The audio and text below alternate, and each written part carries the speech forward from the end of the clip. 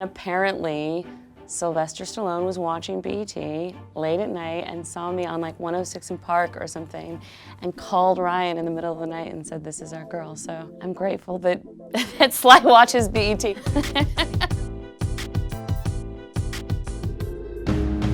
It's like nothing really matters to him right now, including me.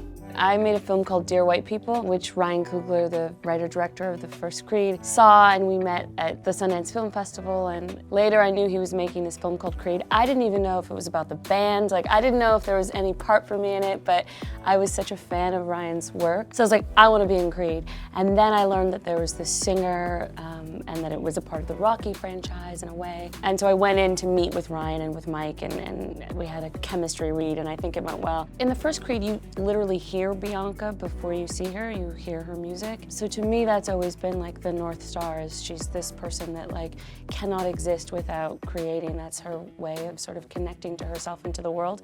So it was really important to me that, you know, insofar as they were making a family and they had evolved in other ways, that she was continuing to make her music.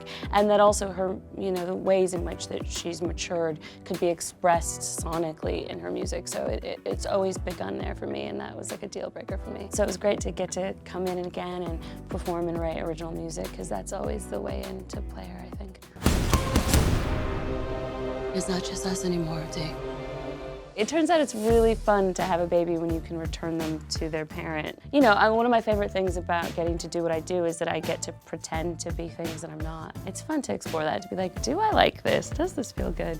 And to have a pregnant belly and to be very method about it and just eat for 3 months was a joy. You know, my reps are like just this as I'm watching them work out. It was good. I'll do that anytime. What do you have to prove? It's not about that. You wouldn't be any good to anybody if you didn't do what you love. We were saying to each other, it feels like this time around, both the characters and us as people are just adulting.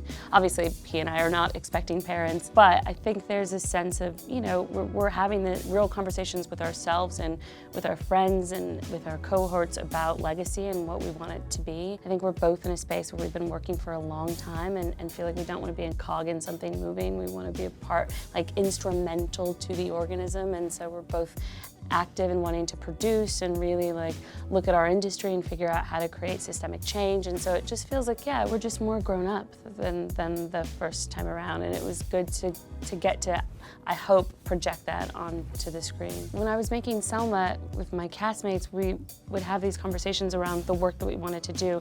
And so many of us had a dream to play, whether it's like Langston Hughes or Eartha Kitt or Angela Davis. And one thing that I was asking myself and those coworkers at the time was, what about creating iconography, like our new iconography in film, fictional characters that we can look to and aspire to? And I think so often as Black people and people of color, we look to people that have existed before because we just don't see enough of ourselves as new fictional icons on screen.